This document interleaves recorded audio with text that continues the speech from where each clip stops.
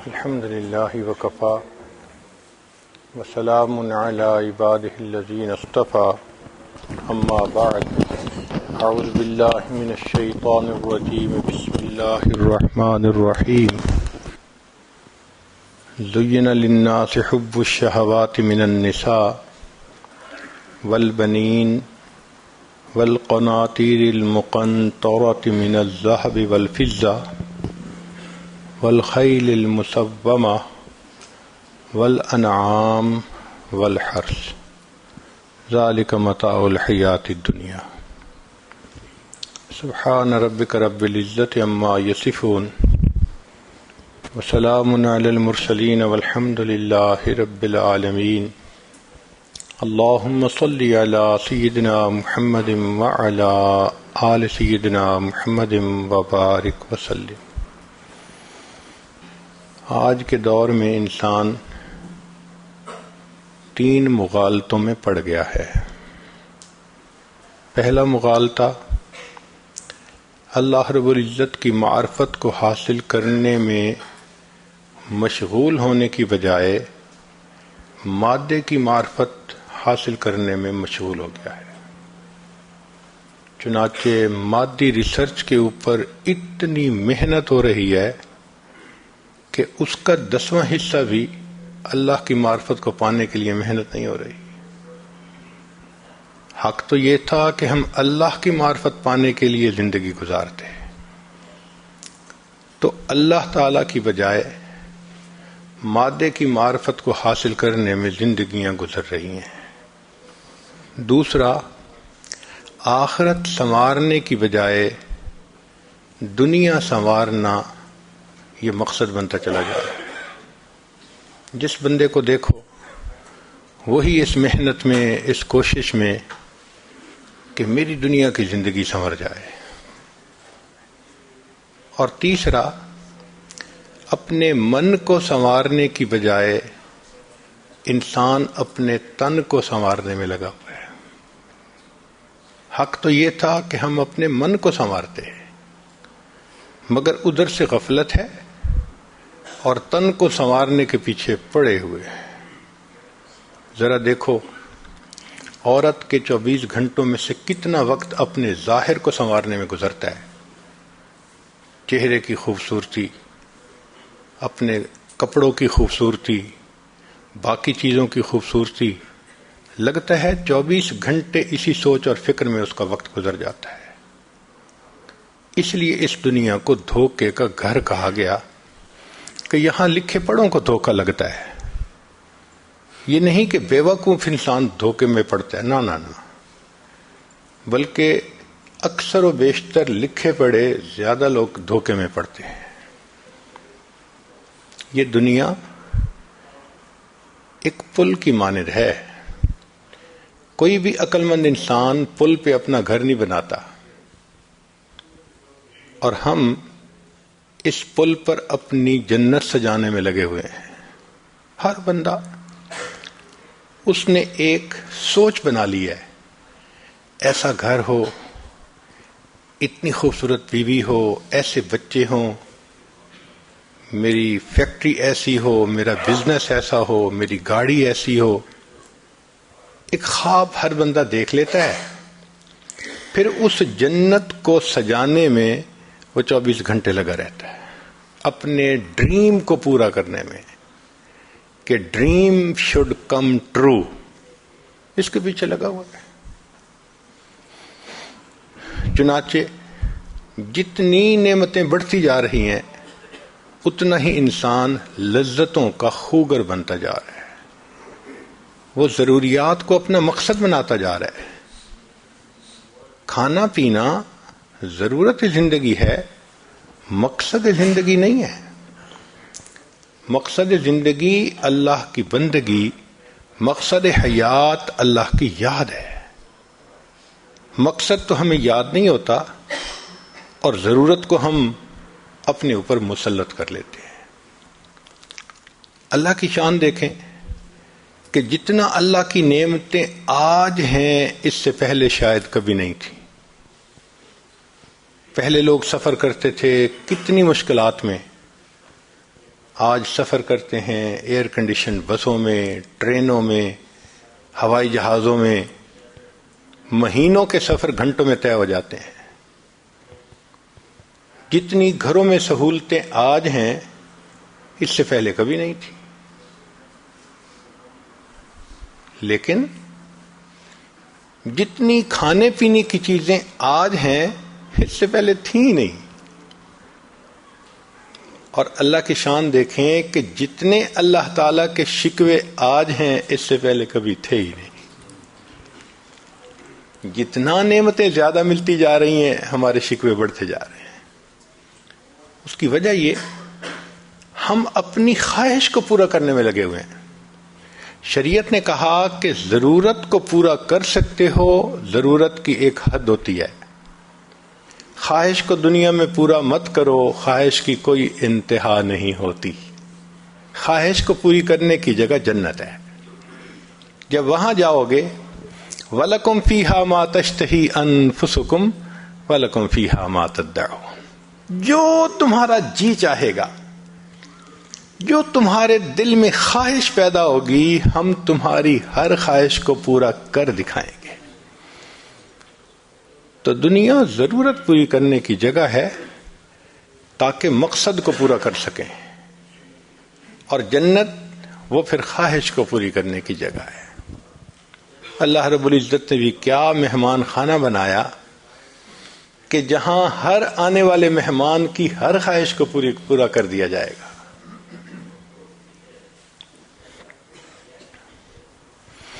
آج 3 طرح کی زندگیاں نظر آتی ہیں۔ ایک زندگی اس بندے کی جو نہ دین کو مانتا ہے نہ خدا کو مانتا ہے، یہ کافر کی زندگی ہے۔ اس کی زندگی 100% آخرت سے غافل ہو کے گزر رہی ہے۔ ایک زندگی اس بندے کی جو کلمہ پڑھ کے مسلمان تو بن چکا مگر اس پر خواہشات غالب ہیں، وہ اسلام میں داخل تو ہو چکا مگر 100% اسلام کے مطابق زندگی نہیں گزار پا رہا، اپنی خواہشات پہ بھی عمل کر جاتا ہے، کبھی فجر قضا، کبھی عشاء قضا، کبھی یہ عمل چھوٹا کبھی وہ عمل چھوٹا۔ یہ فسق و فجور کی زندگی ہے۔ ایک تیسری زندگی ہے جس کو مومن کامل کی زندگی کہتے ہیں، یہ بہت تھوڑے لوگ ہیں۔ ہم میں سے اکثریت وہ لوگ ہیں کہ جو اللہ کی رحمت سے کلمہ پڑھ کے مسلمان تو بن چکے لیکن ابھی نفس کے قیدی ہیں، نفس کے گرفتار ہیں۔ کبھی شیطان یہ گناہ کروا دیتا ہے، کبھی وہ گناہ کروا دیتا ہے۔ تو ملی جلی زندگی ہے ہماری۔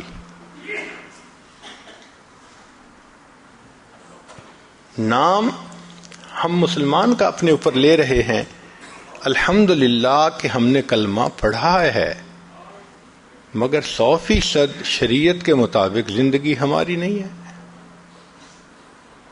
مسجد میں نماز پڑھ کے نکلتے ہیں، مسجد کے دروازے سے بد نظری شروع کر دیتے ہیں، نماز بھی 5 وقت پڑھتے ہیں، زبان سے جھوٹ بھی بولتے ہیں، ہم دین میں وقت بھی لگاتے ہیں، کاروبار میں دھوکہ بھی دیتے ہیں۔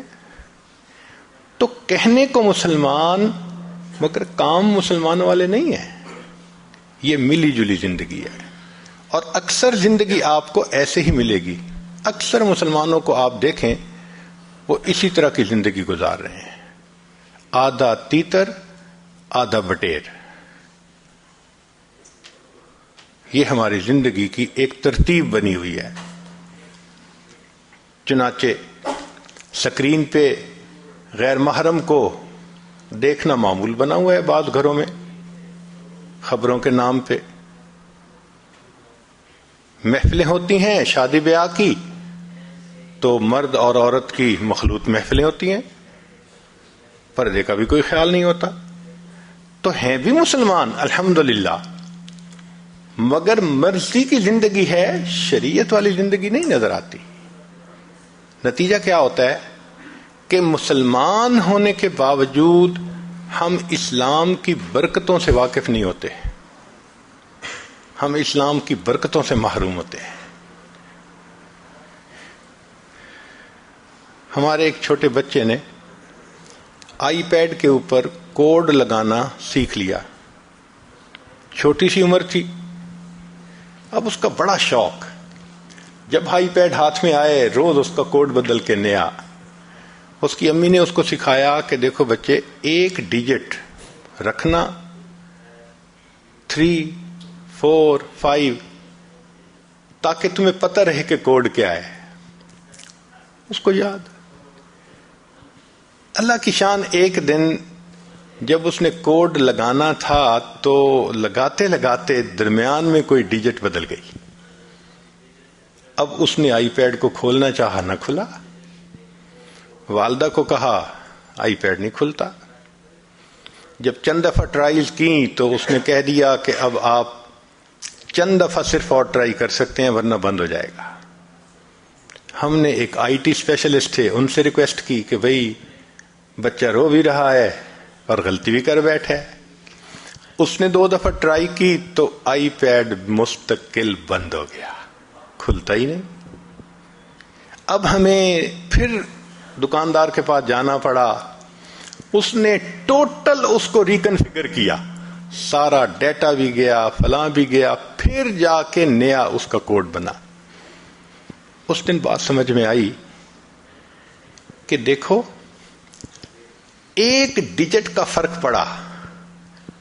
وہ بچہ بتاتا تھا کہ میں نے 4 کا کوڈ لگایا تھا لیکن اس میں سے ایک ڈیجٹ کوئی اور ہو گئی تھی،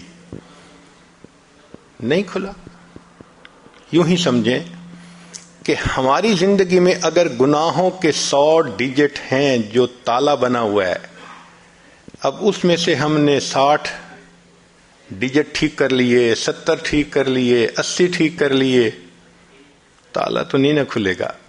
تالا تو بند ہی ہے جب تک کہ سب کی سب ڈیجٹ ٹھیک نہیں ہوگی۔ شریعت نے کہا کہ جو بندہ 100% گناہوں سے بچے گا، وَلَوْ أَنَّ أَهْلَ الْقُرَىٰ آمَنُوا وَاتَّقَوْا لَفَتَحْنَا عَلَيْهِمْ بَرَكَاتٍ مِّنَ السَّمَاءِ۔ اگر یہ بستی دیسوں والے ایمان لاتے، تقوی اختیار کرتے، ہم آسمان سے برکتوں کے دروازے کھول دیتے۔ اب برکتوں کے دروازوں پر تو گناہوں کا کوڈ لگا ہوا ہے، جب تک ہر گناہ کو نہیں چھوڑیں گے وہ تالا نہیں کھلے گا۔ ہم خوش ہوتے ہیں اور جی ہم نے ظاہر سنت کے مطابق بنا لیا، ہم علم بھی پڑھ رہے ہیں، ہم ذکر بھی کر رہے ہیں، ہم دعوت کا کام بھی کر رہے ہیں۔ جو 1-2 چھپے ہوئے گناہ کرتے ہیں انہوں نے تو تالے کو بند کیا ہوا ہے، ابھی تالا تو نہیں کھلے گا، برکتیں تو نہیں دیکھیں گے۔ ہمیں پتہ ہی نہیں کہ مسلمان کی زندگی میں برکت کیا ہوتی ہے۔ ہاں، 100% گناہ سے توبہ کریں، پھر ہاتھ اٹھیں گے، اللہ تعالیٰ کو ہاتھ رد کرتے ہوئے لحاظ آئے گا، شرم آئے گی۔ مومن کا تو مقام ہی کچھ اور ہوتا ہے۔ تو ملی جلی کی زندگی کی وجہ سے ہم پریشان بھی ہوتے ہیں، کچھ سکون کا بھی وقت گزرتا ہے، اور یہی ہماری زندگی کی ایک ترتیب بنی ہوئی ہے۔ اب 3 منزلیں ہیں اور 3 ان کی رکاوٹیں ہیں۔ 3 منزلیں ہیں، 3 اس کی رکاوٹیں ہیں۔ کیسے رکاوٹیں؟ ایک صاحب حج کے سفر پر گئے، فرسٹ ٹائم جا رہے تھے، کبھی انہوں نے ہوائی جہاز پہ سفر نہیں کیا تھا، اور سیٹ ملی تو آخری فلائٹ میں، لاسٹ فلائٹ جو تھی، اور وہ بھی ان کو اکانومی کلاس کی بجائے فرسٹ کلاس میں ملی، تو انہوں نے سیٹ بنوا لی۔ جب جانا تھا تو قدرتاً دیر ہو گئی، تو بیوی نے کہا چلو کوئی نہیں، آپ نے کھانا یہاں نہیں کھایا، آپ اکیلے جا رہے ہیں تو آپ کو فرسٹ کلاس لاؤنج میں اچھا کھانا ملے گا، وہاں کھا لینا۔ اس نے کہا بہت اچھا۔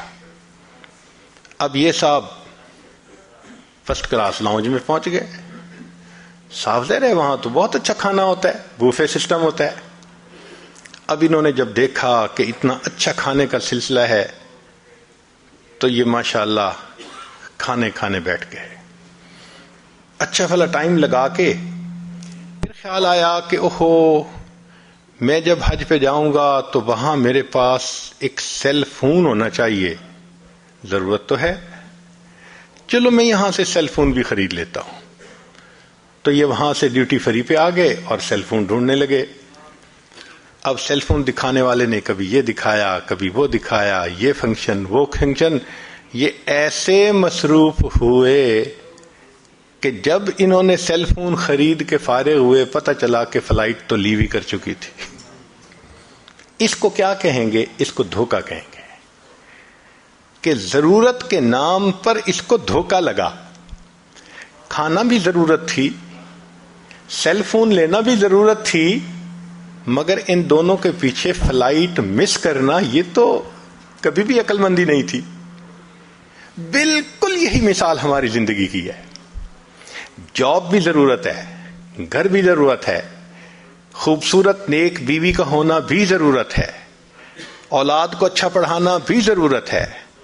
جو آپ کہیں گے وہ ضرورت ہے، مگر ضرورت کا یہ مقصد تو نہیں کہ اس میں لگ کے انسان آخرت کو ہی بھول جائے. انسان کو پتہ ہی نہ ہو اور موت کا فرشتہ آخری فلائٹ کو لے کے آ جائے، چلو بھائی اب بورڈنگ کا وقت آ گیا. تو 3 منزلیں ہیں اور 3 اس کی رکاوٹیں ہیں، 3 دھوکے ہیں جو منزل پہ نہیں پہنچنے دیتے. سب سے پہلا، قبر ہماری منزل ہے، غفلت اس کی رکاوٹ ہے. غفلت کہتے ہیں قبر یاد نہ ہونا. شریعت نے کہا کہ جو شخص موت کو زیادہ یاد کرے وہ زیادہ سمجھدار. چنانچہ انصار میں سے چند نوجوان صحابہ نبی الاسلام کی خدمت میں حاضر ہوئے. بہت خوبصورت سوال پوچھا، اے اللہ کے حبیب صلی اللہ علیہ وسلم، من اکیس الناس وحزم الناس، انسانوں میں سب سے زیادہ عقل مند اور سمجھدار کون ہے؟ نبی الاسلام نے فرمایا اکثرہم ذکر للموت، وہ جو موت کو کثرت سے یاد کرتا ہو، وَأَكْثَرْهُمْ اسْتِعْدَادًا لِلْمَوْتِ، اور جو ان میں موت کی سب سے زیادہ تیاری کرتا ہو، اولئک الاکیاس، یہ ہیں عقل مند لوگ، ذهبوا بشرف الدنیا وکرامت الاخرہ. تو نبی علیہ الصلوۃ والسلام نے تو ان کو عقل مند کہا جو موت کو زیادہ یاد رکھیں اور موت کی زیادہ تیاری کریں. نہ موت یاد ہو نہ موت کی تیاری یاد ہو تو وہ تو پھر نگاہ نبوت میں بے وقوف انسان ہے. تو آج سوچیں ہم عقل مند ہیں یا بے وقوف ہیں؟ نبی علیہ السلام نے بے وقوف کس کو کہا؟ حدیث مبارکہ میں ہے الدنیا دار من لا دار لہ ومال من لا مال لہ ولہا یجمع من لا عقل لہ. لسان نبوت سے نکلے ہوئے الفاظ ہیں کہ جو دنیا کو جمع کرنے میں لگا ہوا ہے اس شخص کے اندر عقل کی رتی نہیں ہے. تو آج دیکھو کہ ہماری زندگی کس طرح سے گزر رہی ہے. کہیں موت کا تذکرہ کر دو نا تو عجب سی بات نظر آتی ہے کہ اس نے کون سی انوکھی بات شروع کر دی. حالانکہ صحابہ رضی اللہ عنہم کا مزاج ایسا تھا کہ وہ وقتاً فوقتاً موت کا تذکرہ کرتے رہتے تھے، سنتے رہتے تھے. سیدنا عمر ابن الخطاب رضی اللہ عنہ نے ایک شخص کے ذمہ لگایا تھا آپ میرے ساتھ ساتھ رہنا اور موقع کی مناسبت سے موت کا تذکرہ چھیڑتے رہنا. ایک دن آپ نے اس کو کہا کہ بھئی اب آپ کسی اور قوم پہ لگ جائیں. اس نے کہا کیوں امیر المومنین، اب موت کو یاد کرنے کی ضرورت نہیں ہے؟ تو آپ نے اپنی ریش کی طرف اشارہ کر کے کہا کہ دیکھو اب اس میں جو سفید بال آ گئے یہ مجھے موت کی یاد دلانے کے لیے کافی ہے. عمر لانو نے ایک انگوٹھی بنوائی ہوئی تھی، اس کے اوپر لکھا ہوا تھا کفا بالموت واعظا، اے عمر موت ہی واعظ کافی ہے. تو موت کو یاد کرتے رہتے تھے. جنازہ جا رہا ہے، کسی صاحب نے پوچھا یہ کس کا جنازہ؟ صحابی نے کہا تیرا جنازہ. تو وہ تھوڑا سا ایمبیرسمنٹ فیل کرنے لگے کہ کیا کہا. مان لگے بھائی اگر آپ کو برا لگا تو یہ میرا جنازہ. پھر بات سمجھائی کہ اے بھائی جو فوت ہو چکا اس کی تو موت آ چکی، اب یہ تیری باری ہے یا میری باری ہے، ہمیں اپنے بارے میں سوچنا چاہیے۔ تو اس سے پتہ چلتا ہے کہ نبی علیہ الصلوۃ والسلام نے مزاج ہی ایسا بنا دیا تھا ان کا کہ موت ان کو ہر وقت یاد رہتی تھی۔ جب موت یاد رہے گی، نہ انسان دھوکہ دے گا، نہ کسی کی عزت پہ حملہ کرے گا، نہ انسان کسی کا حق مارے گا، انسان ایک اچھا انسان بن کے زندگی گزارے گا۔ اور جب موت یاد نہیں ہوگی تو پھر انسان کوئی بھی گناہ آسانی سے کر لے گا۔ کب موت آئے گی کوئی نہیں جانتا۔ امام غزالی رحمۃ اللہ علیہ فرماتے تھے، اے دوست تجھے کیا معلوم بازار میں وہ کپڑا پہنچ چکا ہو جسے تیرا کفن بننا ہے۔ اے دوست تجھے کیا معلوم بازار میں وہ کپڑا پہنچ چکا ہو جسے تیرا کفن بننا ہے۔ انسان شادی بیاہ میں مشغول ہوتا ہے اور اس کو نہیں پتا ہوتا کہ قبر تم میں کفن کا کپڑا پہنچ چکا ہوتا ہے۔ اللہ اکبر کبیرہ۔ ایک آدمی کو دشمن نے قتل کیا اور نہر کے اندر ڈال دیا، کئی دن اس کی لاش نہر کے اندر ہی رہی تو پھول گئی، ایسی پھول گئی کہ جب اس کو نکالا گیا تو پتہ نہیں چلتا تھا کہ یہ کون ہے کون نہیں، پہچاننا مشکل تھا۔ یہ بھی پتہ نہیں تھا کہ کس شہر کا ہے۔ چنانچہ پولیس نے کاغذی کارروائی کر کے جو قریب بستی تھی اس کے عالم کو کہا کہ بھائی آخر مسلمان ہے، آپ اس کو نہلا دیں، کفنا دیں اور دفن کر دیں، ہمیں تو اس کے وارث کا کوئی پتہ نہیں۔ لو جی، امام صاحب نے بستی والوں کو کہا کہ لوگوں نہلا تو میں دوں گا، میرے پاس کفن کے پیسے تو نہیں ہیں، تو کفن کے پیسے دو۔ دیہاتی علاقوں میں لوگوں کے پاس کھانے پینے کے لیے چیزیں تو ہوتی ہیں، سپینڈنگ کیپیسٹی نہیں ہوتی، کیش نہیں ہوتا۔ انہوں نے کہا مولانا اعلان کر دو مسجد میں۔ بستی میں اعلان ہوا، لوگوں لاوارث نعش ہے، کفن خریدنا ہے، اس کا چندہ کرو۔ کوئی 5 روپے لایا، کوئی 10 روپے لایا، آدھا گھنٹہ اعلان ہوتا رہا لاوارث نعش، اور پھر جا کے پیسے پورے ہوئے تو اس کو کفن دے کے اس کا جنازہ پڑھا کے اس کو دفن کر دیا گیا۔ پولیس اس کی تفتیش میں تو لگی ہوئی تھی۔ 3 مہینے کے بعد کیس کی حقیقت کھلی تو پتہ چلا کہ وہ ایک علاقے میں ایک پورے گاؤں کا نمبردار تھا اور اس کی 4 مربع زمین تھی جس میں فروٹ کا گارڈن بنا ہوا تھا، کروڑوں پتی تھا، کروڑوں روپیہ اس کے بینک اکاؤنٹ میں تھا، اور اس کے 4 جوان العمر بیٹے تھے۔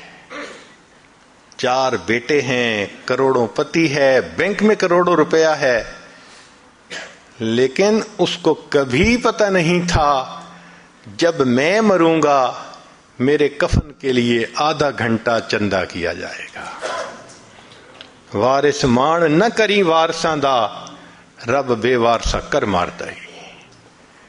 فرماتے ہیں کہ اے وارث تو اپنے وارثوں کا مان نہ کرنا، اللہ تعالیٰ کبھی کبھی بندے کو لاوارث کر کے مار دیا کرتے ہیں، کیا پتہ کس حال میں موت آئے۔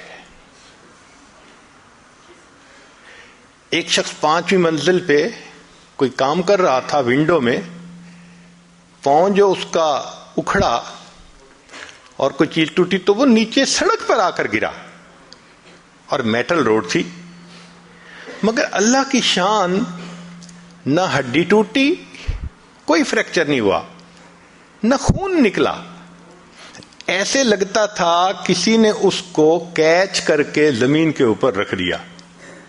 لوگ بڑے حیران، 5ویں منزل سے گرا، کوئی انجری بھی نہیں ہے، لوگ اس کو مبارکباد دینے لگے۔ تیسرے چوتھے دن اس کے 2 دوست آئے اس کو ملنے کے لیے، اور کہنے لگے کہ تمہیں نئی زندگی ملی ہے، ہمیں مٹھائی کھلاؤ۔ اس نے کہا آپ بیٹھیں، یہ میرے بالکل گھر کے سامنے جو یہ مٹھائی کی دکان ہے نا، سویٹ شاپ ہے، ابھی میں تازہ تازہ مٹھائی لے کے آتا ہوں۔ وہ بٹھا کے گھر کہا کہ تم چائے بناؤ، بیوی کو کہا میں ابھی تازہ مٹھائی لاتا ہوں۔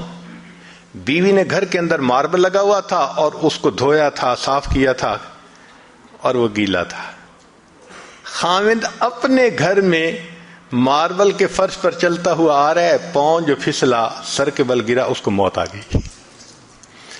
5ویں منزل سے گرا، ایک قطرہ خون کا نہیں نکلا، فرش سے پھسلا، موت کا وقت آ چکا تھا۔ ہمیں کیا پتا کب موت آنی ہے، اس لیے نبی اسلام نے فرمایا کن فی الدنیا کأنک غریب او عابر السبیل، دنیا میں ایسے زندگی گزارو جیسے کوئی مسافر ہوتا ہے یا جیسے کوئی پردیسی ہوا کرتا ہے۔ جو پردیسی ہوتے ہیں نا، ان کے ذہن میں ہر وقت ہوتا ہے ہم نے واپس جانا ہے، ہم بھی یہاں پردیسی ہیں۔ ہر وقت یہ سوچ رہنی چاہیے کہ ایک دن ہم نے واپس اپنے وطن جنت جانا ہے، مگر غفلت آ جاتی ہے، اور غفلت بھی کیسی کہ بندے کو مرنا یاد ہی نہیں ہوتا۔ ایک بڑے میاں تھے، 85 سال عمر تھی۔ ایک مرتبہ اس عاجز نے ان سے بات کی کہ اب تو ہماری ریٹائرمنٹ کی عمر ہے، مجھے بھی چاہیے کہ میں اللہ اللہ کروں، نیکی کروں، آپ بھی اللہ اللہ کریں۔ تو بات سن کے وہ بڑے میاں نے اپنے گھٹنے کو پکڑا، کہنے لگے پیر صاحب دعا کرو یہ گھٹنے کی درد ٹھیک ہو جائے نا، پھر میں نماز شروع کر دوں گا۔ جو 85 سال کی عمر میں گھٹنے کے درد ختم ہونے کا منتظر ہو کہ پھر نماز شروع کروں گا، یہ دھوکہ نہیں تو کیا ہے۔ عرفات کے میدان میں وقوف کا وقت ہے، لوگ دعائیں مانگتے ہیں، کئی تو لمبی مانگتے ہیں اور کئی ہم جیسے کم ہمت تھوڑی سی دعا مانگ کے تھک جاتے ہیں۔ تو ہم نے دیکھا ایک بڑے میاں 2 نوجوانوں کے ساتھ ہنسی مذاق کی باتیں کر رہے تھے، تو حیرت ہوئی، اللہ وقوف کا وقت ہے اور اس وقت میں بڑے میاں ہنسی مذاق کی باتیں۔ تو میرا دل چاہا کہ میں ان کو تھوڑا یاد دہانی کرواؤں، اور جب سنا تو ماشاءاللہ وہ نوجوانوں سے شادی کی باتیں کر رہے تھے، ٹاپک بھی یہ اور وقوف عرفات کا وقت۔ تو میں نے پوچھا بڑے میاں کیا حال ہے؟ کہنے لگے جو گزر جائے واہ واہ ہے، جو گزر جائے واہ واہ ہے۔ حالانکہ جو گزر رہی تھی وہ تو آہ آہ تھی۔ تو پوچھا آپ کی عمر کتنی ہوگی؟ کہتے ہیں ویسے تو 72 سال عمر ہو گئی، لیکن دل میرا 27 سے اوپر نہیں گیا۔ میدان عرفات میں وقوف عرفہ کے وقت اگر 72 سال کی عمر کا بندہ یہ جواب دے کہ عمر تو میری 72 سال ہو گئی، دل 27 سے اوپر نہیں گیا، یہ دھوکہ نہیں تو پھر کیا ہے؟ تو قبر ہماری منزل ہے، مگر غفلت اس کا دھوکہ ہے، اس کی رکاوٹ ہے۔ نتیجہ کیا ہوتا ہے کہ ہم ہر کام اپنا ٹھیک کرنے کے عادی ہوتے ہیں، دفتر کا کام، بزنس کا کام، گھر کا کام۔ اگر کوئی رہ جاتا ہے تو وہ آخرت کا کام رہ جاتا ہے۔ نماز قضا ہو گئی، فجر میں آنکھ نہیں کھلتی، ذرا دیر سے سوتے ہیں، آج دعوت پہ چلے گئے اس لیے فجر نہیں ہو سکی۔ ان چیزوں میں لگ کے فجر نماز قضا ہو جانا یہ تو بہت بڑی الارمنگ کنڈیشن ہے۔ تو 3 منزلوں کی 3 رکاوٹیں، پہلی منزل قبر اور غفلت اس کی رکاوٹ ہے۔ دوسرا آخرت ہماری منزل ہے، دنیا اس کی رکاوٹ ہے۔ وہ کیسے کہ دنیا کی ضرورتیں اتنی اہم بن جاتی ہیں کہ ہم ان کو پریورٹی دینا شروع کر دیتے ہیں اور آخرت بیک پہ چلی جاتی ہے. نتیجہ کیا نکلتا ہے کہ یہ دنیا ہمارے لیے دھوکہ بن جاتی ہے. نبی اسلام نے فرمایا الدنیا سحارتن، دنیا جادوگرنی ہے. جادوگر کا جادو ہو جاتا ہے نا تو بندے کو سمجھ نہیں لگتی کیا ہو رہا ہے. ایسے دنیا کا بھی جادو ہو جاتا ہے. بندہ دنیا سمیٹنے میں لگا ہوتا ہے، نہ اسے آخرت کی فکر نہ آخرت کی پرواہ. بس مولانا کیا ہے، مجھے تو مرنے کی بھی فرصت نہیں. حیرت کی بات ہے. کیسے مرنے کی فرصت نہیں؟ جب موت آئے گی تو پھر کیا آپ اس کو نہ کر سکیں گے؟ کہتے ہیں ایک شخص نے بڑا عالیشان محل بنوایا، پھر اس نے دوستوں کی دعوت رکھی اور پھر اس نے ایک تخت بنوایا کہ دعوت کے بعد یہاں بیٹھیں گے اور میں ایکسپلین کروں گا لوگوں کو اس کا ڈیزائن کیسے تھا، اس کا آرکیٹیکٹ نے کیسے کام کیا، میں نے ماربل کہاں سے لیا، فرنیچر کہاں سے لیا، شینڈلیئر کہاں سے لیا، میں ان کو ڈیٹیلز بتاؤں گا. جب محفل عروج پر تھی اور وہ اپنی بلڈنگ کے بارے میں سب کچھ بتا رہا تھا، دروازے پہ دستک ہوئی. حضرت شیخ الحدیث رحمۃ اللہ فرماتے ہیں کہ اس کا نوکر گیا دیکھنے کے لیے تو ایک بڑے میاں کھڑے تھے. تو نوکر نے غصہ کیا، بڑے میاں آپ کو دروازہ کھٹکھٹانا نہیں آتا؟ اس نے کہا جاؤ اپنے مالک کو جا کر کہو کہ ملک الموت آئے ہیں. تو وہ حیران ہو گیا، آیا اور آ کے اس نے مالک کے قریب آ کے کان میں کہا ایک بڑے میاں باہر کھڑے ہیں اور کہتے ہیں کہ جا کے بتاؤ ملک الموت آئے ہیں. تو نام سن کے وہ حیران ہوا، کہتے یار اس کو کوئی بہانہ بناؤ، بھیج دو اس کو. جب کہا نا کہ بہانہ بنا کے بھیج دو تو دیکھا کہ وہ بوڑھا سامنے کھڑا تھا. کہنے لگا کہ جب میں آتا ہوں میں لوگوں کو بھگتاتا ہوں، مجھے کوئی نہیں بھگتا سکتا. یہ کہا اور اس کی روح کو قبض کر لی. تو یہ دھوکہ ہے نا کہ انسان اتنا دنیا میں منہمک ہو جائے کہ آخرت یاد نہ رہے، چاہے وہ بزنس ہو، چاہے وہ نوکری ہو یا کوئی اور چیز ہو. اچھا آج ہم اپنی زندگی کا جائزہ لیتے ہیں کہ ہم آج کیسے زندگی گزار رہے ہیں. ہے تو یہ بڑی پرسنل سی بات، لیکن ہم ذرا دیکھتے ہیں کہ آج عمومی طور پہ ہماری زندگی کا سکیجول کیا ہے. ہر بندے نے کوئی نہ کوئی روزانہ کا ٹارگٹ رکھا ہوتا ہے. مثلا بزنس مین جاتا ہے نا تو کہہ دیتا ہے بھائی آج کا سیل ٹارگٹ اتنا ہے، آج کے دن میں ہم نے اتنی سیل کرنی ہے. فیکٹری والا جاتا ہے اور جا کے اپنے جنرل مینیجر کو بتا دیتا ہے آج کی پروڈکشن کا ٹارگٹ اتنا ہے. تو ٹارگٹ ہوتا ہے جس کو وہ اچیو کرتے ہیں پھر تینوں شفٹوں میں ہمت کر کے.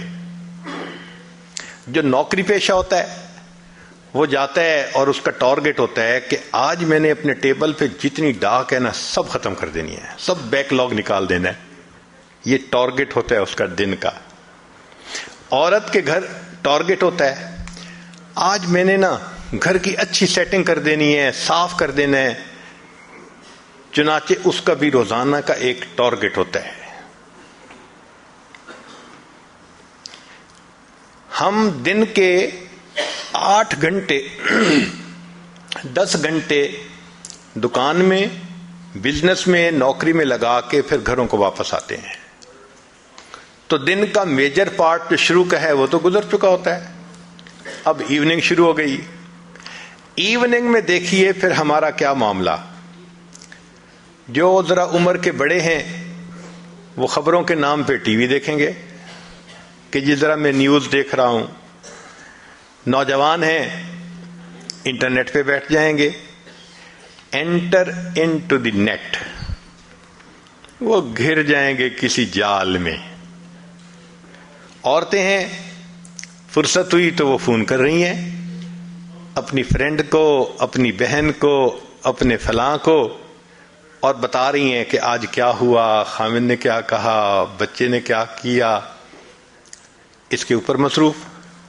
جو چھوٹے چھوٹے بچے ہیں وہ کھیلوں میں مصروف ہو جائیں گے, چاہے وہ فزیکل کھیلیں ورنہ تو آئی پیڈ ہی لے کے بیٹھ جائیں گے. ہم نے بعض بچوں کو دیکھا 4 سے 5 گھنٹے آئی پیڈ پہ بیٹھے رہتے ہیں. یوں ہماری ایوننگ کا ٹائم گزر جاتا ہے. اب رات آتی ہے تو رات کو بعض ملکوں میں تو میاں بیوی کھانا کھا کے سو جاتے ہیں, اور بعض جگہوں پہ دوستوں کی دعوت ہوتی ہے, ڈائن آؤٹ کرنے کا شوق ہوتا ہے. آج ادھر کھانا کھائیں گے, کل ادھر کھانا کھائیں گے. کبھی خود کھانا کھانے جا رہے ہیں رشتہ داروں کے گھر, کبھی رشتہ دار ان کے گھر کھانا کھا رہے ہیں. نتیجہ کیا ہوتا ہے؟ آدھی رات گزر جاتی ہے. اب آدھی رات گزر گئی تو تھک ہار کے سوئے, فجر میں آنکھ ہی نہیں کھلتی. پھر اٹھے اور پھر ناشتہ کیا اور بھاگم بھاگ پھر وہی روٹین. پوچھنے کا سوال یہ ہے کہ پروڈکشن ٹارگٹ بھی تھا, سیل ٹارگٹ بھی تھا, ڈاک نکالنے کا بھی ٹارگٹ تھا, عورت نے گھر کو صاف رکھنا یہ بھی ٹارگٹ تھا. ان 24 گھنٹوں میں کوئی ہمارا عبادت کا بھی ٹارگٹ تھا؟ ہم نے یہ عہد کیا تھا آج ہم ایک پارہ بھی پڑھیں گے, اتنا درود شریف پڑھیں گے, اتنا استغفار کریں گے, اتنا مراقبہ کریں گے, اتنی تہجد پڑھیں گے, لمبی دعا مانگیں گے. ٹارگٹ ہی نہیں بنا ہوا ہوتا. اب بتائیں کہ جس زندگی میں عبادت کا کوئی ٹارگٹ ہی نہیں تو وہ غفلت نہیں تو پھر اور کیا ہے؟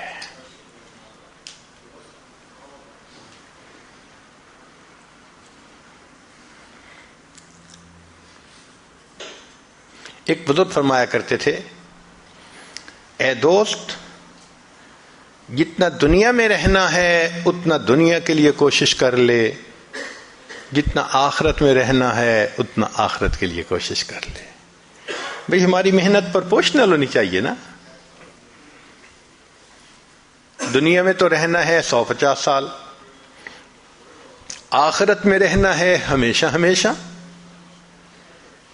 لیکن ہم دنیا کے لیے ٹائم کتنا سپینڈ کرتے ہیں اور آخرت کے لیے کتنا کرتے ہیں؟ کوئی آپس میں پرپورشن ہی نظر نہیں آتا. امام غزالی رحمۃ اللہ نے لکھا ہے, زمین و آسمان کے درمیان جتنی جگہ ہے, سپیس ہے, ٹوٹل رائی کے دانوں سے بھر جائے اور ایک پرندہ ایک دانہ کھائے, 1000 سال کے بعد دوسرا دانہ کھائے, پھر 1000 سال کے بعد تیسرا دانہ کھائے, ایک وقت آئے گا زمین و آسمان کے درمیان کا یہ سارے گندم کے دانے ختم ہو جائیں گے, آخرت کی زندگی کبھی ختم نہیں ہے. اتنا ہم نے آخرت میں رہنا ہے اور وہاں کی تیاری کی فرصت نہیں ہے. اور جہاں 150 سال رہنے, وہ اچھی زندگی گزارنے کا خواب ہمارے دماغوں پہ مسلط ہو چکا ہے. ساری عمر کما کے ہم ایک گھر مشکل سے خریدتے ہیں, اور آخرت کتنے آرام سے ہم بنا سکتے ہیں.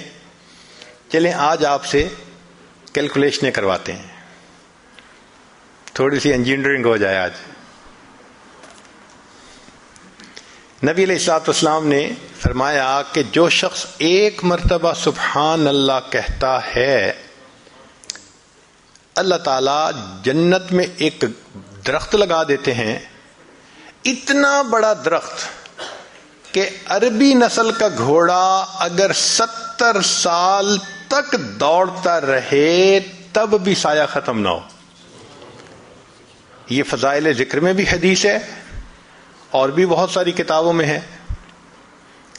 ایک دن ہمیں خیال آیا کہ ہم تھوڑا اس کی انجینئرنگ کرتے ہیں, تو ہم نے بیٹھ بیٹھ کے موٹی موٹی کیلکولیشنز کی. چیتا جو ہوتا ہے نا, چیتا یہ 90 کلومیٹر کی سپیڈ پہ بھاگتا ہے. جو لائن ہوتا ہے وہ 65 to 70 تک چلا جاتا ہے, اور جو گھوڑا ہے وہ 60 مائلز پر آور تک بھی جاتا ہے. ہم اس کو 50 لگا لیتے ہیں. تاکہ کیلکولیشنیں آسان ہو جائیں. تو اگر 50 میل فی گھنٹہ کی رفتار سے عربی نسل کا گھوڑا دوڑے، اس کا مطلب عام گھوڑا نہیں، اسپیشل ریکارڈ قائم کرنے والے گھوڑے، تو ہم 50 کلومیٹر ہی لگا لیتے ہیں. تو 50 میل کی رفتار سے دوڑے تو 24 گھنٹے میں وہ 1200 میل کا فاصلہ طے کر سکتا ہے. 50 ضرب 24، سمپل سی کیلکولیشن ہے کہ 1200 میل ایک دن میں اس نے کر لیا، اور ایک مہینے میں 12 تیے 36، 36,000 مائلز اس نے کر لیے. اب ایک مہینے میں اگر 36,000 میل کیے تو سنیے، ہماری زمین کا جو گھیر ہے، سرکمفرنس ہے، وہ 24,000 کلومیٹر ہے، مائل ہے، اور زمین 1,000 میل فی گھنٹہ کی رفتار سے گھوم رہی ہے. اس لیے 24 گھنٹے میں ہمارا دن رات کا سائیکل مکمل ہو جاتا ہے.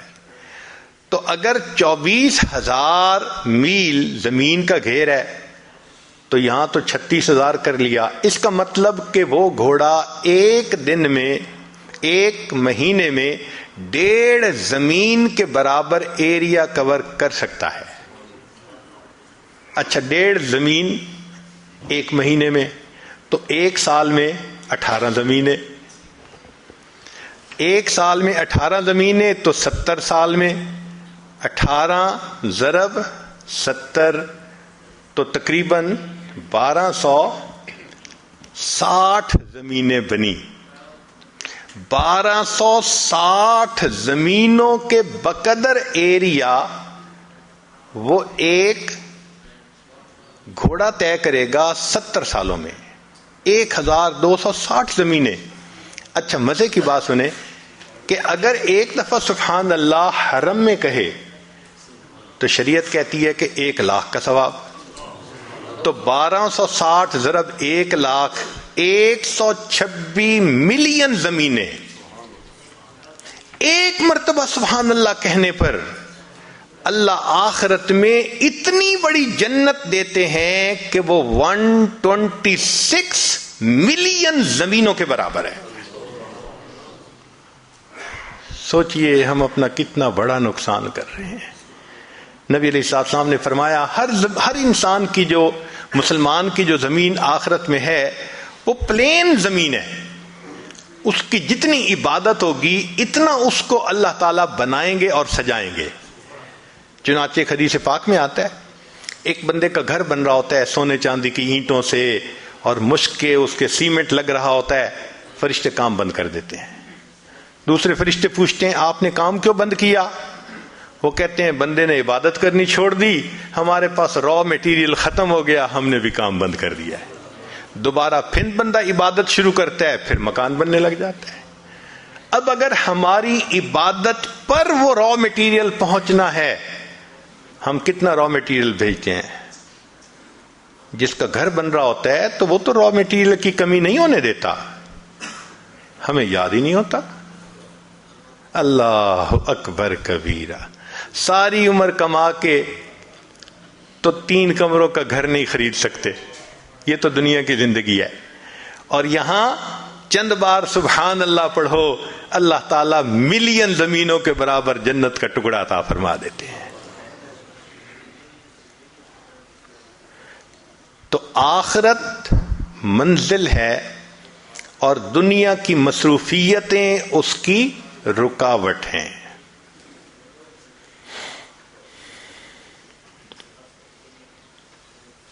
ہمارے مشائخ نے کہا، بات ذرا پتے کی ہے، امید ہے کہ آپ اس کو یاد رکھیں گے.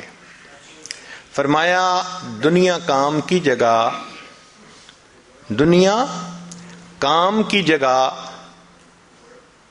قبر آرام کی جگہ، اور جنت انعام ملنے کی جگہ. دنیا کام کی جگہ، قبر آرام کی جگہ، اور جنت انعام ملنے کی جگہ. جو بچہ محنت کرتا ہے اسی کو انعام ملتا ہے. ہم دنیا میں محنت کریں گے آخرت کی تو پھر آخرت میں انعام پائیں گے. اور اگر دنیا ہی میں ہم نے دل لگائے رکھا اور آخرت یاد ہی نہ رہی اور دنیا کی محبت لے کے چلے گئے تو پھر پتہ ہے آخرت میں ہوگا کیا؟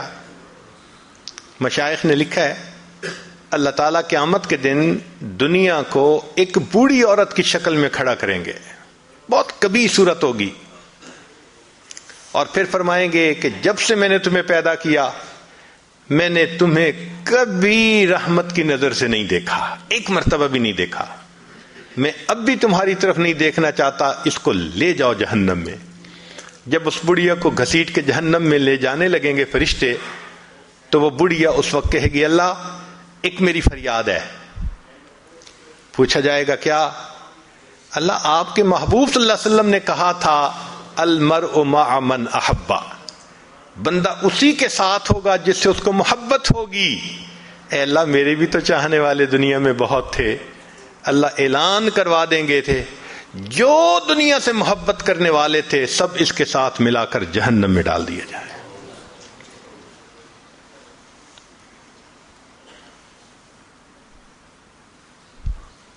تو قبر ہماری منزل ہے، غفلت اس کی رکاوٹ ہے، آخرت ہماری منزل ہے اور دنیا اس کی رکاوٹ ہے۔ اب تیسری بات کہ اللہ رب العزت کی معرفت یا اللہ سے تعلق حاصل کرنا یہ ہماری منزل ہے اور ہمارا نفس اس کی رکاوٹ ہے۔ اللہ ہماری منزل ہے اور نفس اس کی رکاوٹ ہے۔ دو طرح کی پوجا ہوتی ہے، ایک ہے اللہ کی پوجا کہ ہر حال میں اللہ کی منشا کو پورا کرے، ایک ہے کہ نہیں اچھی لگی تو بات کر لی اور اگر طبیعت کے خلاف ہے شریعت کا حکم تو طبیعت پہ عمل کر لیا۔ یہ نفس کی غلامی ہوتی ہے۔ یاد رکھیں زر پرستی، زن پرستی، شہوت پرستی، بت پرستی، نفس پرستی، یہ تمام کی تمام بت پرستی کی اقسام ہیں، خدا پرستی کوئی اور چیز ہے۔ اللہ کو پوجنا یعنی اللہ کی ہر حال میں ماننا یہ الگ چیز ہے۔ ایک بات ذہن میں رکھیے، اس دنیا میں اللہ رب العزت کے بعد جتنی نفس کی پوجا کی گئی اتنی پوجا کسی اور بت کی نہیں کی گئی۔ انسان نے سب سے زیادہ اپنے نفس کو پوجا ہے اللہ کے بعد۔ قرآن مجید میں فرمایا افرأیت من اتخذ الہہ ہوا، کیا دیکھا آپ نے اسے جس نے اپنی خواہشات کو اپنا معبود بنا لیا؟ تو قرآن پاک سے ثابت ہو رہا ہے کہ انسان اپنے خواہشات کی پوجا شروع کر دیتا ہے، وہ خدا کا پجاری نہیں رہتا، وہ نفس کا پجاری ہوتا ہے۔ ہمیں فیصلہ کرنا ہے کہ ہم کس کے پجاری ہیں۔ اگر ہم بد نظری کرتے ہیں ہم حکم خدا کو چھوڑ کر نفس کی مانتے ہیں۔ اگر انٹرنیٹ پہ بیٹھ کے غیر عورتوں کو دیکھتے ہیں ہم اللہ کی نہیں مانتے، ہم نفس کی مانتے ہیں۔ اگر ہم موقع آنے پہ جھوٹ بول دیتے ہیں خدا کی نہیں مانتے، نفس کی مانتے ہیں۔ اگر ہم اپنے مسلمان بھائی کو دھوکہ دے دیتے ہیں ہم خدا کی نہیں مان رہے، ہم نفس کی مانتے ہیں۔ تو ہمارا معبود پھر خدا نہ رہا، ہمارا معبود تو نفس بن گیا۔ گو زبان سے ہم کہیں کہ اللہ ہمارا معبود ہے مگر اللہ کے دفتروں میں تو ہم نفس کے پجاری ہیں۔ دیکھنا تو یہ ہے کہ اللہ کے دفتر میں کیا لکھا گیا۔ چنانچہ باجید بستامی رحمۃ اللہ فرماتے ہیں کہ میں نے خواب میں اللہ تعالیٰ کا دیدار کیا تو میں نے کہا اے اللہ میں آپ تک آنا چاہتا ہوں۔ فرمایا دع نفسک وتعال، اچھا اپنے نفس کو چھوڑ دو تم میرے تک پہنچ جاؤ گے۔ تو باجید بستامی رحمۃ اللہ کہا کرتے تھے جنت 2 قدم ہے، جنت 2 قدم ہے۔ اپنی محفل میں فرماتے تھے جنت 2 قدم ہے۔ کسی نے کہا حضرت کیا مانا جنت 2 قدم ہے؟ فرمایا دوست پہلا قدم اپنے نفس پہ رکھ لے، تیرا دوسرا قدم جنت پہنچے گا۔ تو ہمیں اپنی نفس کی خواہشات کو توڑنا ہے جو شریعت کے خلاف ہے۔ جب تک ان خواہشات کو نہیں توڑیں گے اس وقت تک ہم اللہ کے فرما برداروں میں شامل نہیں ہو سکیں گے۔ چنانچہ آج کے دور میں غیر محرم کا فتنہ یہ تمام فتنوں سے بڑھ گیا ہے، ٹاپ پہ ہے۔ عورت کے دل میں شیطان ڈالتا ہے کہ بن سنور کے نکلو، وہ بیچاری بے پردہ بن سنور کے نکلتی ہے اپنے حسن کی زکات نکالنے کے لیے۔ حدیث پاک میں آتا ہے بے پردہ عورت جب گھر سے نکلتی ہے شیطان کا ایک گروپ اس کے پیچھے لگ جاتا ہے، وہ لوگوں کو متوجہ کرتا ہے، لوگوں دیکھو اس کو۔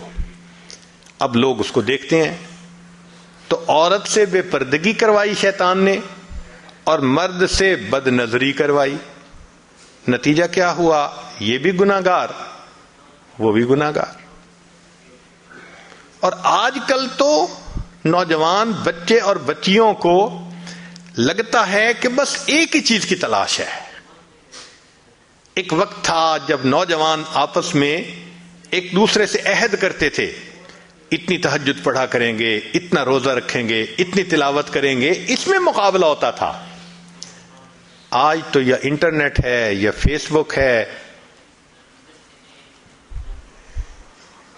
اسی کے اوپر وقت گزرتا جا رہا ہے۔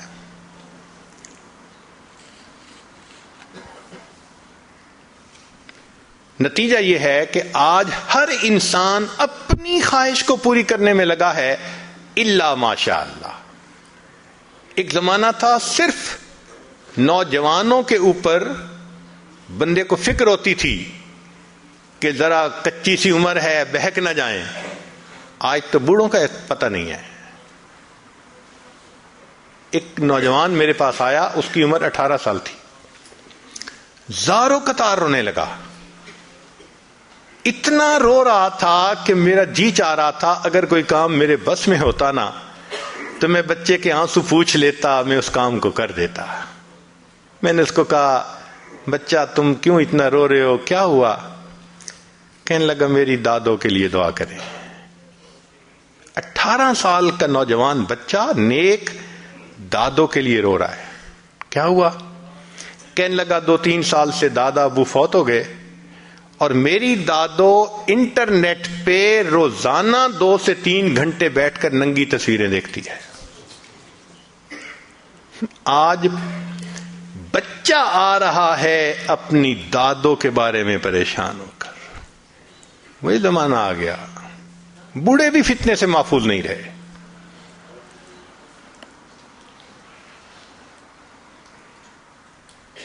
تو اللہ رب العزت ہماری منزل ہے اور اس کی رکاوٹ نفس ہے۔ ہم نفس کے پجاری ہیں یا نہیں؟ ایک کوئک کویسچن اپنے دل میں تھوڑی دیر کے لیے یہ سوچئے، ہم سیل فون کا غلط استعمال کرتے ہیں یا نہیں؟ ہم انٹرنیٹ کا غلط استعمال کرتے ہیں یا نہیں؟ اسی وقت ہمارا من جواب دے دے گا تم پکی بات ہے تم نفس کے غلام ہو۔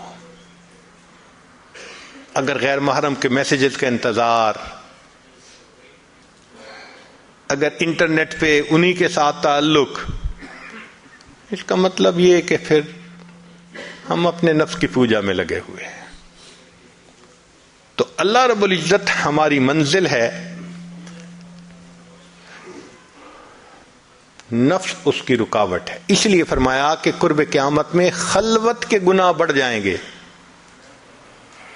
جتنا کوئی تنہا ہوتا ہے آج اتنا وہ گناہ میں ملوث زیادہ ہوتا ہے۔ ایک زمانہ تھا جتنا خلوت میں ہوتے تھے اتنا اللہ کی یاد میں زیادہ ہوتا تھا، آج جتنا خلوت میں ہے اتنا گناہ زیادہ۔ اور جن بچوں کی ادھر ادھر انوالومنٹ ہو جاتی ہے وہ تو ایک نظر میں بندہ فگر آؤٹ کر لیتا ہے، گھر والوں کے ساتھ مل کے کھانا بھی نہیں کھائیں گے، ان کو کھانا بھی نہیں کھانا، ان کو یہاں بھی نہیں جانا ماں باپ کے ساتھ مل کر۔ آپ دیکھیں گے وہ یہی کہیں گے کہ بس ہمیں ہمارے حال پہ چھوڑ دو۔ اس کا مطلب ہے some thing is seriously wrong some where. نبی علیہ السلام نے ارشاد فرمایا قرب قیامت میں لوگ اپنی بیویوں سے زنا کریں گے. ہم نے حدیث پاک پڑھی تو ہمیں سمجھ نہیں آئی. ہم نے اپنے استاد سے پوچھا کہ استاد جی یہ کیا معنی ہے کہ اپنی بیویوں سے زنا کریں گے؟ تو انہوں نے فرمایا ہاں اس کی کئی صورتیں ہیں. ایک صورت تو اس کی یہ ہے کہ مرد یا عورت کوئی کفریہ بول دے اور نکاح ٹوٹ جائے اور ان کو اس کا پتہ ہی نہیں کہ نکاح ٹوٹا یا نہیں. اور واقعی آج تو کفریہ کلمات کا علم ہی نہیں لوگوں کے پاس. بہت سینسٹیو مسئلہ ہے یہ. مالا بدھا من میں فارسی کی کتاب ہے, ہم مفتی صاحب سے پڑھ رہے تھے, تو جب انہوں نے کلمات کفر پڑھائے تو ہماری آنکھیں کھل گئیں. اس میں حضرت مفتی کفایت اللہ رحمۃ اللہ علیہ نے لکھا ہے, نہ مفتی قاضی ثناء اللہ پانی پتی رحمۃ اللہ علیہ نے لکھا ہے کہ اگر دو بندے گفتگو کر رہے تھے, ایک نے کہا کہ یہ تو شریعت کی بات ہے اور اگلے نے جواب دیا رکھ پرے شریعت کو فقد کفر, وہ آدمی کافر ہو گیا. شریعت کے بارے میں ایسی بات کہہ دینا کہ رکھ پرے شریعت کو, ایمان کہاں بچتا ہے؟ سوچئے. تو ہمیں چاہیے کہ ہم علماء سے پوچھیں کہ بھئی کلمات کفر کون کون سے ہیں. یہ نہ ہو کہ کہیں ایسے جملے ہم بولیں. کئی جملے تو بہت کامن ہیں. مثلا علماء نے لکھا ہے کہ کسی نے کہا کہ کہاں رہتے ہو؟ دوسرے نے کہا فلاں جگہ رہتا ہوں. او خدا دے پچھاوڑے, خدا کے پچھاوڑے یعنی خدا کے پیچھے رہتے ہو, فقد کفر, ایسا بندہ کہنے والا کافر ہو جاتا ہے. تو ان کا علم حاصل کرنا ضروری کہ کہیں ہم تو اپنی گفتگو میں کوئی ایسی بات نہیں کہہ جاتے, اور اگر نکاح ٹوٹ گیا تو پھر اپنے ذہن میں میاں بیوی رہ رہے ہیں اور زنا کا گناہ لکھا جا رہا ہے. تو فرمایا کہ مرد قرب قیامت میں اپنی بیویوں سے زنا کریں گے. ایک صورت تو یہ ہے, یہ کفریہ کلمہ بیوی بولے تو بھی نکاح ٹوٹا, خامد بولے تو بھی نکاح ٹوٹا. اور دوسری صورت ایک دوسرے کے ساتھ آرگومنٹس, اور یہ تو ہر گھر کی آج بات نظر آتی ہے. جس گھر میں دیکھو الا ماشاء اللہ وہی حال ہے. جب شادی ہوئی میں بولتا تھا, بیوی سنتی تھی. اس نے کہا پھر, کہتے پھر بچے ہو گئے, پھر بیوی بولتی تھی میں سنتا تھا. اس نے کہا پھر, کہتے پھر ہم دونوں بوڑھے ہو گئے, ہم دونوں بولتے تھے محلے والے سنتے تھے. تو بڑھاپے میں آرگومنٹس اور زیادہ. اب ان آرگومنٹس میں ہوتا کیا ہے کہ مرد کی زبان سے کنائے میں طلاق نکل جاتی ہے. کنایا کہتے ہیں کہ لفظ تو طلاق کا نہیں بولا, لیکن بات ایسی کر دی کہ جس کا مفہوم طلاق والا ہوتا ہے, اس کو کنائے میں طلاق کہتے ہیں. اب یہ گناہ بہت زیادہ ہے کہ غصے میں کہہ دیتے ہیں چلی جا, مجھے تیری کوئی ضرورت نہیں آج کے بعد. اس قسم کے الفاظ کہ جس کا نتیجہ یہ نکلے کہ تو میری بیوی نہیں ہے, اس کو کنایا کہتے ہیں. اب اس کے مسئلے بھی سیکھنے چاہیے. بھائی نکاح کیا ہے تو کیسے ٹوٹ سکتا ہے, یہ مسئلے بھی تو آنے چاہیے نا. یہ کہاں لکھا ہوا ہے کہ آپ ٹیکس کے سب مسائل جانتے ہیں, بزنس کے سب کوڈز جانتے ہیں, فلاں کا سب نالج آپ نے حاصل کیا ہوا ہے, اور ایک مومن نکاح کر لیتا ہے اور اس کو نکاح طلاق کا پتہ ہی نہیں ہوتا. یہ کہاں کا انصاف ہے؟ شریعت کہتی ہے علم حاصل کرو. ایسا نہ ہو کہ کنائے میں طلاق ہو جائے, ہمیں پتہ بھی نہ ہو اور میاں بیوی مل کے رہ رہے. اور آج تو یہ معاملہ ہے کہ زبان سے طلاق کہہ دیتے ہیں, ہو بھی جاتی ہے, پتہ بھی ہے دونوں کو, مگر بدنامی ہو جائے گی, پھر ایک دوسرے کے ساتھ رہ رہے ہوتے ہیں. چنانچہ ہمیں ایسے لوگ ملے، 5 وقت کا نمازی، تہجد پڑھنے والا، سب نیکی کرنے والا. خود اس نے مجھے کہا کہ آج سے 8 سال پہلے میں نے اپنی بیوی کو طلاق دے دی تھی غصے میں. ویسے میں نے غصے میں دی تھی. میں نے کہا کبھی کسی نے بیوی کو خوش ہو کے طلاق دی؟ دیتا تو غصے میں ہی ہے نا. یہ کیا بات ہوئی کہ غصے میں دی تھی؟ بھئی طلاق تو ہو گئی. اور جی پھر بعد میں ہم نے سوچا وہ بھی نیک ہے، میں بھی نیک ہوں، بدنامی ہو جائے گی، بچے خراب ہو جائیں گے، تو بس پھر ہم نے پھر اکٹھا رہنا شروع کر دیا. نہ رشتہ داروں کو پتا، نہ علماء سے پوچھا. پھر میاں بیوی اکٹھا رہ رہے ہیں، ایک گھر ایک کمرے میں. اب بتائیں زنا ہو رہا ہے کہ نہیں ہو رہا؟ قربان جائیں اس سچے نبی صلی اللہ علیہ وسلم کی مبارک زبان پر 1400 سال پہلے وارن کر دیا تھا کہ قرب قیامت میں لوگ اپنی بیویوں سے زنا کریں گے. آج اس بات کی ضرورت ہے ہم دین کو پڑھیں، دین کو سمجھیں، دین کو سیکھیں، تاکہ اپنی زندگی شریعت کے مطابق گزار سکیں. اور یہ ایسا گناہ ہے زنا، اللہ اکبر، کہ قرآن مجید میں اس کے لیے فرمایا خالدین وَيَخْلُدُ فِيهِ مُحَانَا. خالدین فیہا کا لفظ آیا تو مفسرین نے اس پر نقطہ لکھا کہ کافر ہمیشہ ہمیشہ جہنم میں رہیں گے، مومن مسلمان خطا کار کے لیے خالدین کا لفظ. تو مفسرین نے اس کا جواب دیا جی ہاں، یہ آپس میں انوالو تھے نا، تو کہتے تھے ہم کبھی ایک دوسرے کو نہیں چھوڑیں گے، ہم کبھی نہیں چھوڑیں گے ایک دوسرے کو. یہ جو وعدے کرتے تھے ہم کبھی ایک دوسرے کو نہیں چھوڑیں گے، ہمیشہ ساتھ رہیں گے، اللہ فرماتے ہیں میں بھی تمہیں پھر ہمیشہ ہمیشہ کا عذاب دوں گا. ایک حدیث پاک میں ہے قیامت کے دن اللہ تعالیٰ کے سامنے بوڑھا زانی آئے گا، اللہ تعالیٰ اس کے چہرے کی طرف نہیں دیکھیں گے. ایک روایت میں ہے قیامت کے دن بے پردہ جو ننگے سر پھرنے والی عورت ہوگی وہ اللہ کے سامنے کھڑی کی جائے گی، اللہ تعالیٰ اس کی طرف نہیں دیکھیں گے. یہ وہ گناہ ہے کہ اللہ تعالیٰ کی رحمت کی نظر ہی قیامت کے دن نہیں پڑے گی. آج اس سے بچنے کی ضرورت ہے.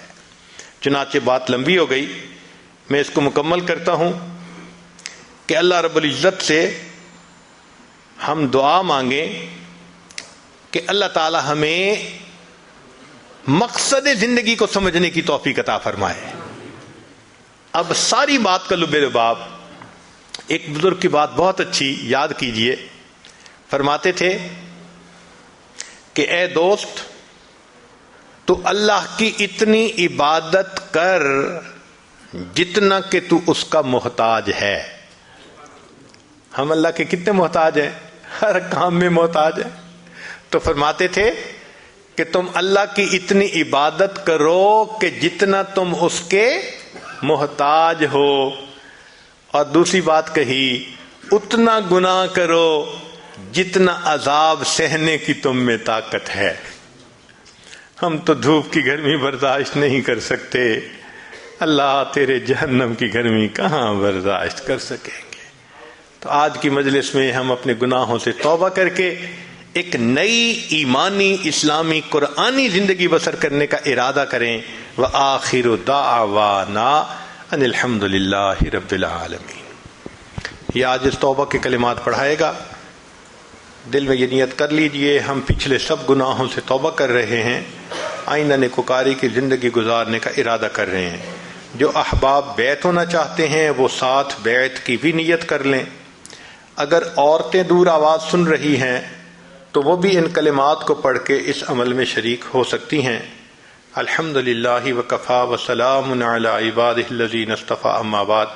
یہ کلمات سچے دل کے ساتھ پڑھیے. بسم اللہ الرحمن الرحیم. لا الہ الا اللہ محمد الرسول اللہ.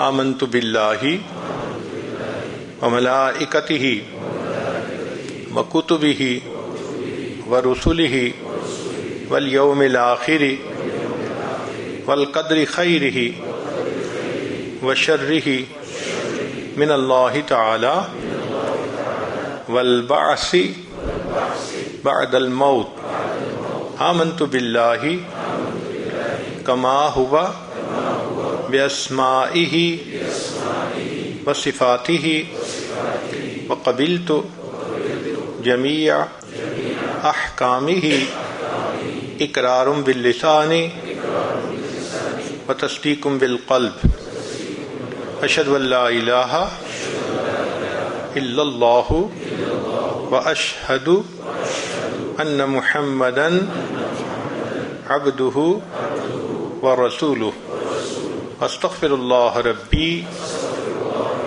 من کل ذنب واتوب الیہ برحمتک یا ارحم الراحمین۔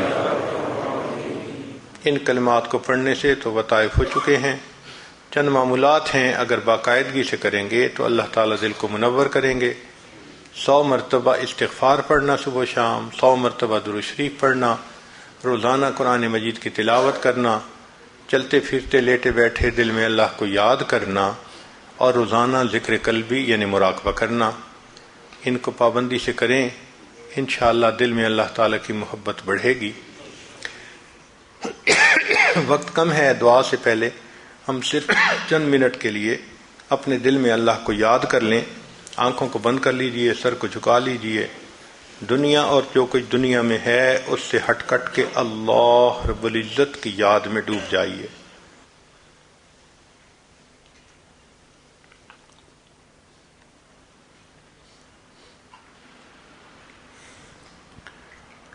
دل مغموم کو مسرور کر دے،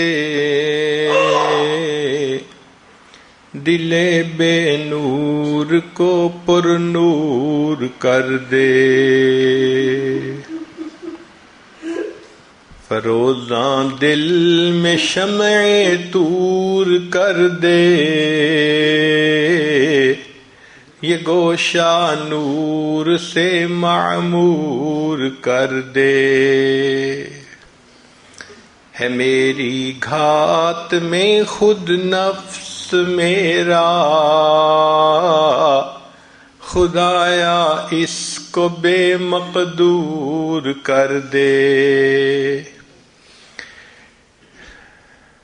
میرا ظاہر سنور جائے الہی، میرے باطن کی ظلمت دور کر دے،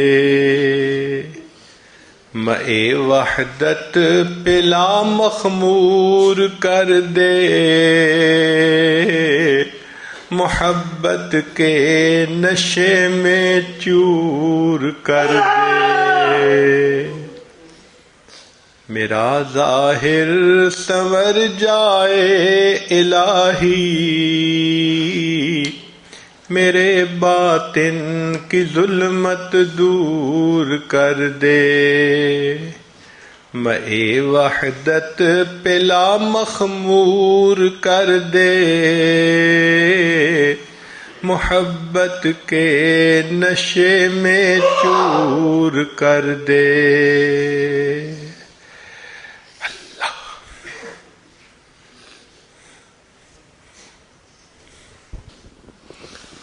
لا الہ الا اللہ محمد رسول اللہ۔ دعا کیجئے، سبحان ربی العلی الوہاب، اللہم صلی علی سیدنا محمد وعلی آل سیدنا محمد وبارک وسلم۔ اے کریم آقا، ہم آپ کے عاجز مسکین بندے ہیں، ہمارے گناہوں کو معاف فرما، خطاؤں سے درگزر فرما، عیبوں کی پردہ پوشی فرما۔ اللہ ہماری نگاہوں کو پاک فرما، دلوں کو صاف فرما، سینوں کو اپنی محبت سے لبریز فرما، اپنے عشق کی آتش ہمارے سینوں میں پیدا فرما۔ اے مالک، جو گناہ دن میں کیے معاف فرما، جو راتوں میں کی ہے معاف فرما، جو محفل میں کی ہے معاف فرما، جو تنہائیوں میں کی ہے معاف فرما، جو گناہ یاد ہیں وہ بھی معاف فرما، جو کر کے بھول گئے وہ گناہ بھی معاف فرما، جو ارادے سے کیے وہ گناہ بھی معاف فرما، جو بن ارادے کے ہوئے وہ بھی معاف فرما۔ لا ہمارے حال پر رحمت کی نظر فرما۔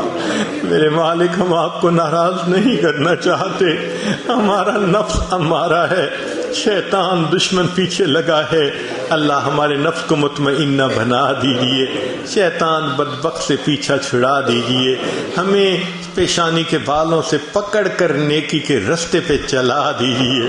میرے مولا، بچہ چلتے چلتے تھک جاتا ہے، باپ کو کہتے ہیں ابو اٹھا لے، باپ خود بھی تھکا ہوا ہو پھر بھی بچے کو اٹھا لیتا ہے، نہ نہیں کرتا۔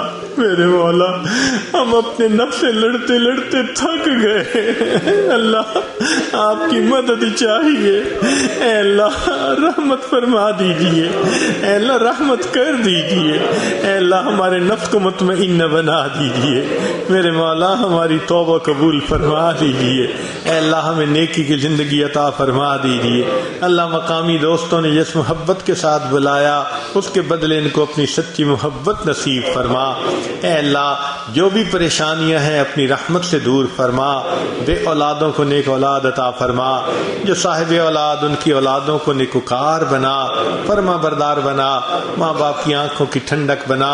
جن گھروں میں جوان بچے بچیاں موجود ہیں اللہ ان بچوں کے مستقبل کو روشن فرما، ماں باپ کے لیے فرض ادا کرنے آسان فرما۔ ہماری ان دعاؤں کو اپنی رحمت سے قبول فرما۔ اللہ بار بار اپنے گھر کا دیدار عطا فرما، اپنے حبیب صلی اللہ علیہ وسلم کے در کی حاضری نصیب فرما۔ میرے مولا، رحمتوں کا معاملہ فرما، خیر کا معاملہ فرما، اللہ ہمیں ضائع ہونے سے محفوظ فرما۔ اللہ ہم آپ کی نگاہوں سے گرنا نہیں چاہتے، کوئی کام ایسا نہیں کرنا چاہتے کہ آپ کی نظروں سے گر جائیں، اللہ ہماری حفاظت فرما لیجیے۔ اللہ ہمارے ہاتھ گناہ کے لیے بڑھنا چاہیں، بڑھتے ہاتھوں کو واپس کر دیجیے، قدم اٹھنا چاہیں، اٹھتے قدموں کو واپس لوٹا دیجیے، گناہوں کی ذلت سے ہمیں بچا لیجیے، طاعات کی عزت عطا فرما دیجیے۔ اللہ ہماری ان دعاؤں کو اپنی رحمت سے قبول فرما۔ صلی اللہ تعالی علی حبیبہ سیدنا محمد و آلہ و اصحابہ اجمعین برحمتک یا ارحم الراحمین۔